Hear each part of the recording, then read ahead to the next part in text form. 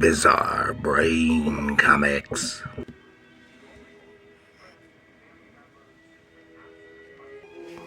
Ooh, hello, my comic book friends, and welcome to Bizarre Brain Comics. I am Gary, your host. This is where I like to take a look at some older comics, talk a little bit about the characters and creators, and examine the stories and the art. And this time we're going to have a look at some classic Jack Kirby goodness. Oh, this is The Demon, number 3, from 1972, DC Comics, written and drawn by the great king himself, Jack Kirby. And it was inked and lettered by Mike Royer. Remember, just a few years before, Mike Royer was assisting with Russ Manning on Tarzan, and even did a few Tarzan stories in Russ Manning's style himself. And here he is with another great king, and he worked with primary inker for Kirby for many years. Here in the 70s, of course, this is number 3. It's very early in the period when after Kirby left Marvel to go over to DC, and he started creating a bunch of titles, and here it was The Demon. It's just a title that didn't last that long. I don't remember how many issues or how long, a year, maybe 2. I don't remember. But the character is still around. Seldom gets his own title, but it still pops up from time to time in other titles. And of course, the deal with it. Well, here it's it. If you lived a former life, then you may become a victim of the reincarnators. Meet Jason Blood as the Demon. Oh, here is a great Kirby monster right on the cover. No one could do monsters quite as well as Kirby. And even today, the best monsters we see are Kirby-inspired type critters. So of course, about this time, he also created Commandy, and there's elements in here that I think may have been partial inspiration for later OMAC, just a few years later, when he created OMAC, and just a few elements you may notice them. Okay, we get our big splash page. The reincarnators. Of course, Jason Blood. For those who don't know, Jason Blood he's a human. He goes back to medieval times, and was cursed, basically enchanted by Merlin the magician, and he is bound with this demon Etrigan. And Jason Blood is a demonologist. And here we have the reincarnators. We'll see about that here. This looks like a really horrid-looking, primitive type man. And in this context of calling him a Neanderthal, but I think he'd be more closely associated with maybe Homo erectus, because Neanderthal wasn't quite that brutish. But we just see him. We see this body laying in the background and a cop trying to stop him. And he's racing through the city. He calls the Neanderthal man, smashes Kirby. Great Kirby action and dynamism. Smashing through those windows and hurling people around with the cops trying. Cops trying to stop him, taking pot shots. Rah, rah. He gets away from all the cops and the gunfire and everything. But then our scene changes a little bit. There's this man in these unusual robes beside this car, and he's holding up what's this? Uh, uh, uh, uh, this placard of it says, "Our subject returns, O preserver of the cult. He sees the eye symbol and is drawn to it. He enters High One. Be careful. His reincarnated self is still real and dangerous." Oh, meaning that this here is, of course, the High One. And we find out, and he has another little eye medallion, and that our ape man reverts to his normal human form, but he's unconscious. But then we find out that the man that this guy had killed was an official at the United Nations who was part of an investigation into this cult of the reincarnators. And what we find out in the context of the story is that this is some kind of cult that uses eye image, which is very similar to what is later used as brother eye in Omak.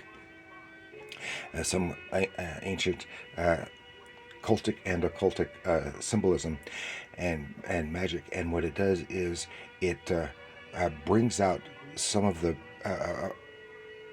a previous life that the individual had in a previous incarnation, and they can utilize it. He physically manifests and does the bidding of this High One. Then our scene changes to the demon. Let loose the demon. Actually, the demon is chained to Jason Blood himself. Looks like in some fiery hellscape. They're linked together. And Jason Blood's trying to get away, but he can't because he's chained to the demon. And then this horrid monster that we saw from the cover comes, and the demon goes to confront it, and while Jason Blood's trying to get away from it, understandably so, but he can't because and goes straight into it just as Jason Blood is about to be decimated or destroyed by this horrid monster. Boom! He wakes up. It was a nightmare, and his friend Harry Matthews has just come in. I had a nightmare, and they're talking about. It turns out that, and Harry tells him about the guy who was just killed, and he was their other and a friend of his is Randu Singh is also one of the UN people involved in the investigation into this cult, and says. And then here he's telling about the murder and the what they call was an ape man. But then we see while Jason Blood is in the bathroom doing his morning ablutions, like washing his face, brushing his teeth, etc., his friend behind him starts changing, transforming, and he starts talking funny. He says, being a delegate himself, Randu seemed to know all about it. Say, if Randu's in on this thing, he may be in danger. He'll never know it, mate. If you don't tell him. Harry, what in blazes? Silencing your tongue, by cracky, you're through, mate.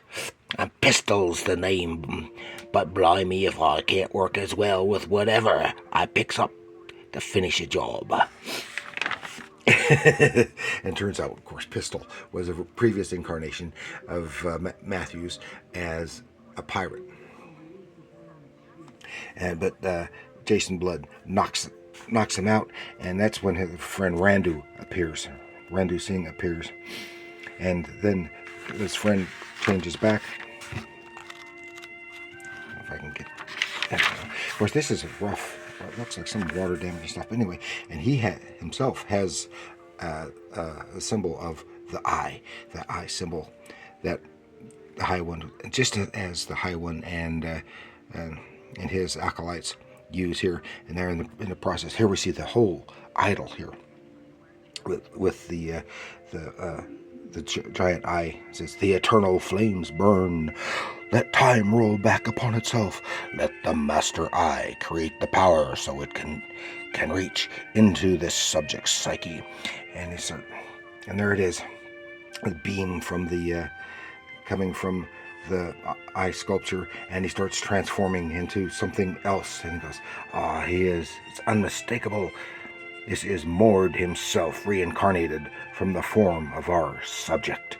He was Mord the Executioner.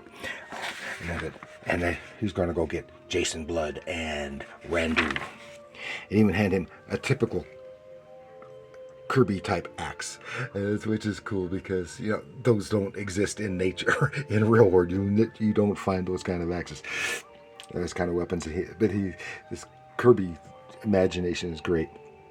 Then we're back with Jason Blood and Randu doing research on the cult, but he gets wiped out, and Jason Blood falls asleep, and there is Mord slipping through the window with his axe in hand, sneaking up behind Jason Blood.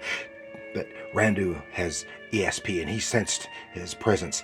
He comes in the other door just in time to start the incantation to change Jason Blood. He goes, "Gone, gone the form of man. Whack! Rise the demon Etrigan." So now, the demon lays into Mord, and they whack, whack, whack, whack. Great combat scene. This guy doesn't stand a chance against the demon, and so he goes to slip out,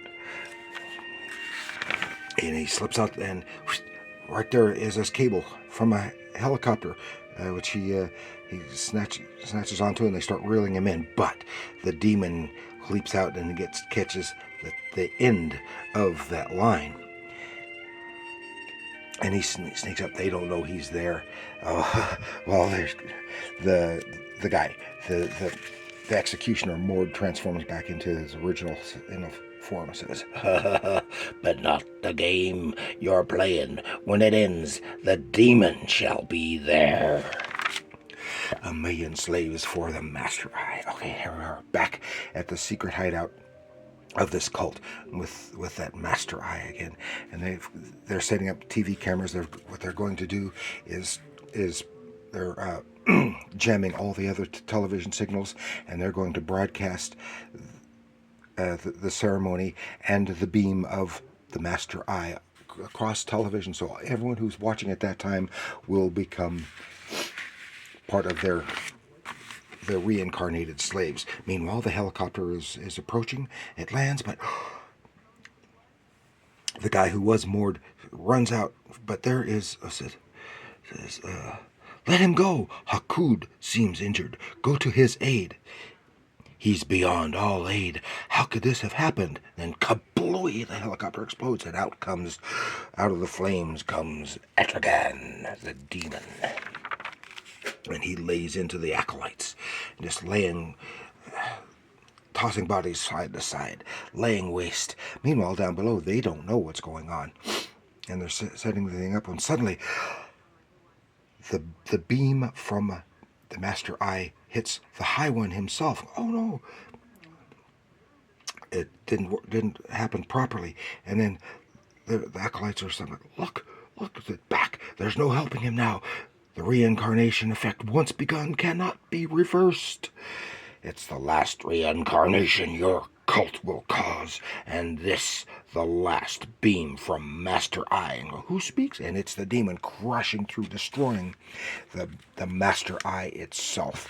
And leaping down, now we're going to see what the High One has been reincarnated into.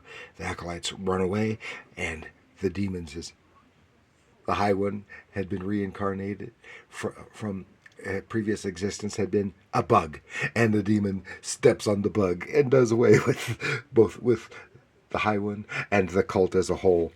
Meanwhile, here is Randu and Harry. Harry's in the hospital after his transformation, and so they're talking about this and said, talking about the demon had gone and what he was doing, and he is in psychic contact with the demon, and he says it's over.